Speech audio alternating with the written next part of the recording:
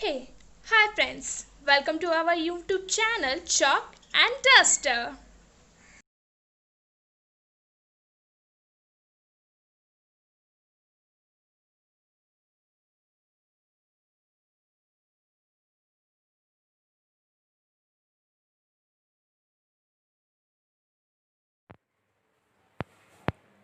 Now let's start exercise 1.1.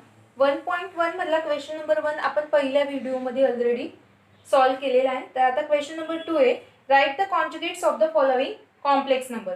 त्यामध्ये first जे example आहे ते खूप इझी आहे, त्याच्यामुळे सेकंड घेतलंय.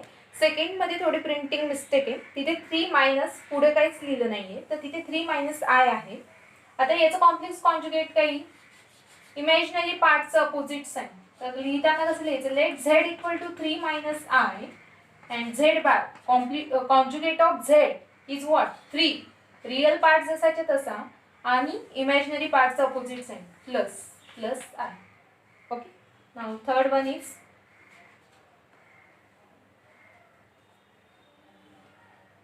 आता आपण फोर्थ घेऊया, मायनस स्क्वेअर रूट ऑफ -5. आता आपण याला न बघता काय करून टाकू, काही जण असं करून येतात मायनस स्क्वेअर रूट ऑफ -5 का, तर हा रिअल नंबर आहे म्हणून. But no, this is wrong answer.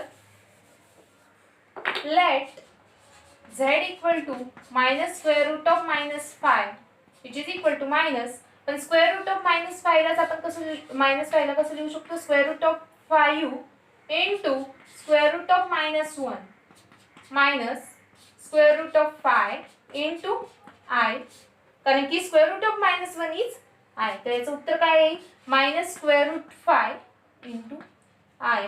So minus I, किंवा असं लिहू शकतो नो, म्हणजे रूट मध्ये असं वाटायला नको म्हणून आपण असं लिहूया आय स्क्वेअर रूट ऑफ 5. त्याचं कॉन्जुगेट काही, here our real part is 0, so 0 आणि याचं opposite sign plus i square root 5 म्हणजेच i square root 5. This is the conjugate of this one. Okay, आता नेक्स्ट एक्झाम्पल आपण घेऊया. 6 एक्झाम्पल आपण घेऊयात. Cos theta plus i sine theta. आता हे थीटा बघितल्यामुळे आपण घाबरून जातो, पण त्या घाबरायची काही गरज नाही, जे रूल्स आहेत तेच फॉलो आपण करायचे. तर let z equal to cos theta plus i sine theta, then z bar equals to real part of the z is cos theta, तो जसाच्या तसा, आणि इमॅजिनरी पार्टचं opposite sign minus i sine theta. Okay, so आणि उरलेली जी examples आहेत ते तुम्हाला सोडवायचे आहेत, आणि जर त्यात काही डाऊट आला तर तुम्ही कमेंटमध्ये विचारू शकता. नाव next question number 3.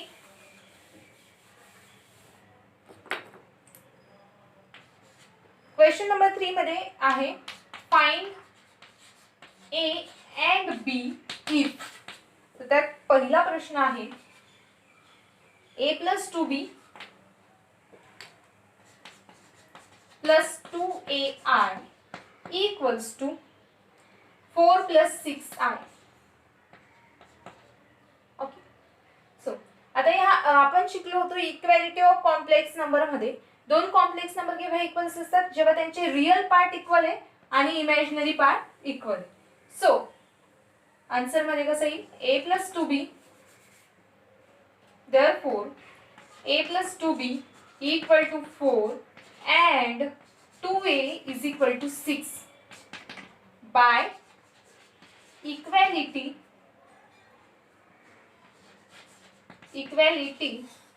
of complex numbers.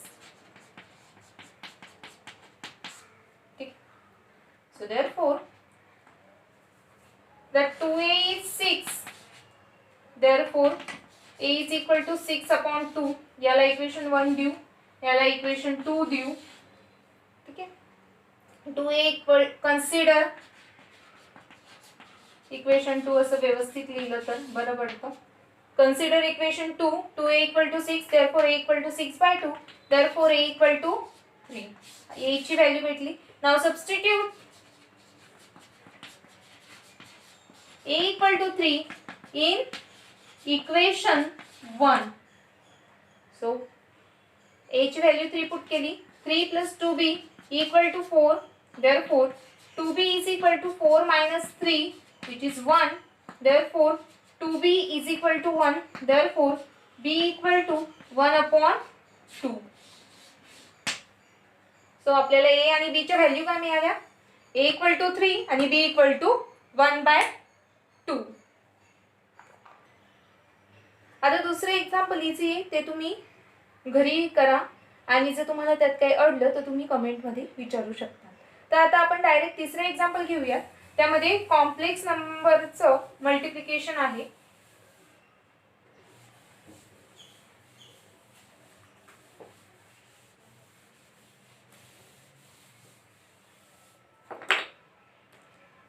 Third example, a + b × 2 + i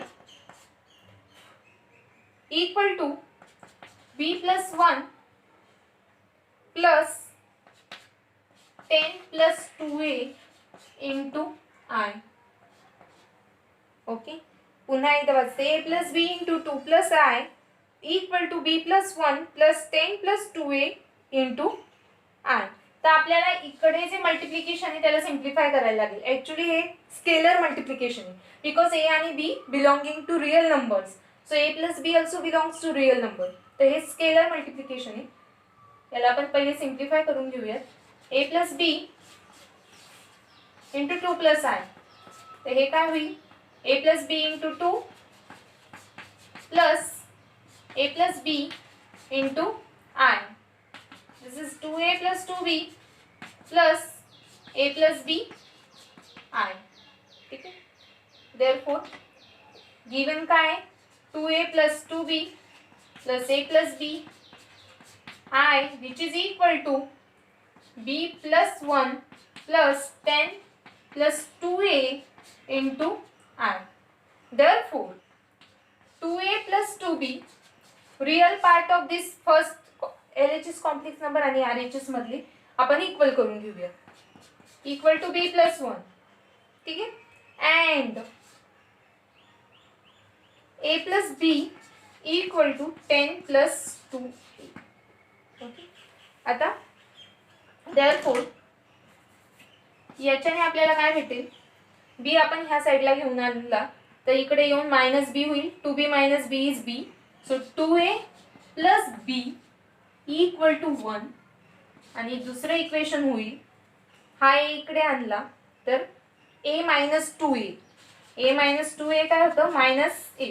so -a आणि b जसाच्या तसा plus b = 10. Okay. Now let's solve equation. This equation number 1. This is equation number 2. आता equation 1 आणि 2 आपण सोडवून घेऊया. Multiply equation 2 by 2. Okay.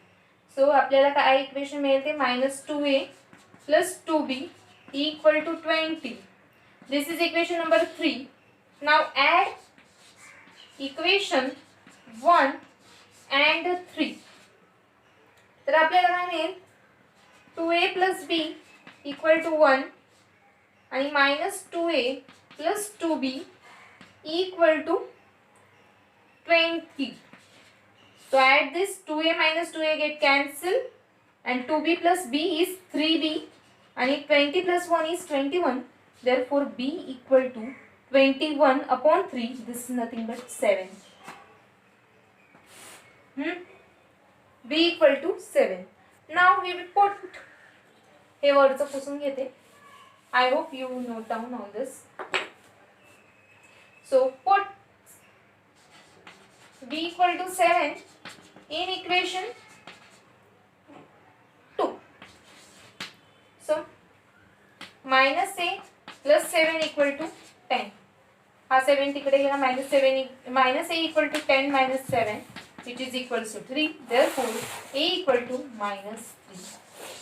So we get the answer. a = -3 and b = 7. Okay. खाली असं आन्सर म्हणून लिहून घ्यायचं. Therefore a equal to -3 and b equal to 7. Okay. आता आपण चौथं एक्झाम्पल सोपं आहे ते तुम्ही करून बघा आणि अडलं तर मग विचारा. आता आपण पाचवं एक्झाम्पल घेऊया, ते थोडंसं वेगळं आहे. Fifth example 1/a + ib equal to 3 - 2i. आता इथे काय करणार, क्रॉस मल्टिप्लिकेशन करायचं. So 1 = a + ib into 3 - 2i. आता आपण जरा हे इकडे लिहून घेऊया. Therefore a + ib into 3 - 2i equal to 1. आता मल्टिप्लाय करायचंय. a into 3 - 2i plus ib into 3 - 2i equal to 1. a into 3 is 3a. a into 2 is 2ai. I plus 3bi. ib into 3 is 3bi minus 2 into b is 2b and I into I is I square, which is equal to 1. So 3a minus 2ai plus 3bi. I square is -1 and minus of -1 is plus 1, so this is plus 2b, which is equal to 1. So आता आपण real part जवळ आणून घेऊया. 3a plus 2b, this is real, आणि imaginary part जवळ टाकू. 3b minus 2a equal to 1. Now compare y by equality of complex number. आपण 1 लाच कसं लिहू शकतो, 1 plus 0 i. तर इथे रियल पार्ट, दिस रियल पार्ट कंपेअर करूया. 3a plus 2b is 1 आणि 3b minus 2a is 0 because here imaginary part is 0. Okay, so 3b minus 2a is 0 implies that 3b equal to 2a, implies that 3b equal to 2a implies b equal to 2/3a. आता b ची value आपल्याला b equal to 2/3a भेटली. ती आपण equation 1 मध्ये substitute करूया. हे वरचं पुसून घेते. Now substitute b equal to 2/3a in equation 1. In equation 1. So therefore 3a plus 2, b ची value 2/3a equal to 1. So 3a plus 4a/3 equal to 1. So आता आपण डिनॉमिनेटर असे गणित सोडवताना डिनॉमिनेटर सेम करतात. तर इथे डिनॉमिनेटर 3 आहे, इथे पण 3 आणायचं आहे. So multiply this first one by numerator and denominator by 3. So 9a/3 plus 4a/3 equal to 1. 9a plus 4a 13a/3 equal to 1. So a equal to 3/13. a equal to 3/13. Okay, आणि b ची value आपण काढूया.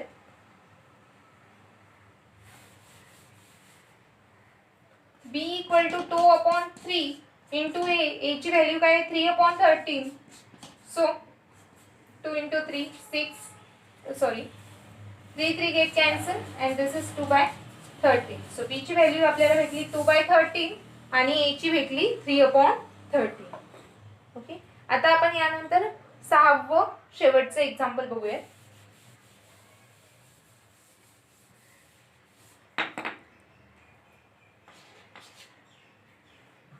इथे आता multiplication of complex number आहे.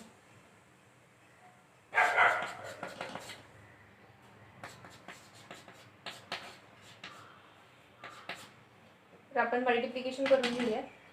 a into 1 plus I plus ib into 1 plus I equal to 2 plus I.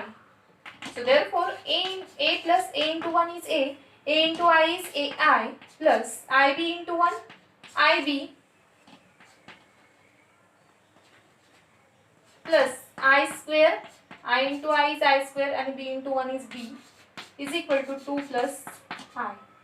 Therefore a plus a i plus b i, याला आपण I बी किंवा बी आय असं कसंही लिहू शकतो. आय स्क्वेअर इज -1 आणि इथे +1 आहे म्हणून इथे मायनस साइन येईल. Minus b is 2 plus. Therefore आता रिअल पार्ट जवळ आणून घेऊ आणि इमॅजिनरी जवळ. So a minus b plus a plus b i which is equals to 2 plus i. By equality of complex number, real part of this complex number and this is same. So a minus b is equal to 2 and a plus b is equal to 1. Now add 1 and 2.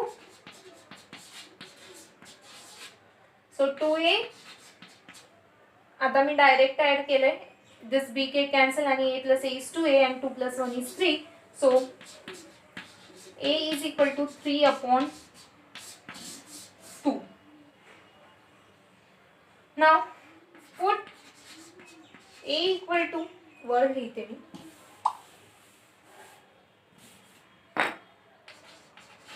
Put a equal to 3 by 2 in equation 1. तुम्ही 2 मध्ये put करू शकता as your wish. 3 by 2, so therefore 3 by 2 minus b is 2. Therefore minus b equal to 2 minus 3 by 2. So 4 minus 3, 4 minus 3 upon 2. इथे आता denominator same करायला लागेल, त्याच्यामुळे numerator आणि डिनोमिनेटरला 2 ने मल्टिप्लाय केलंय. Okay, so this is 1 by 2 minus b is 1 by 2.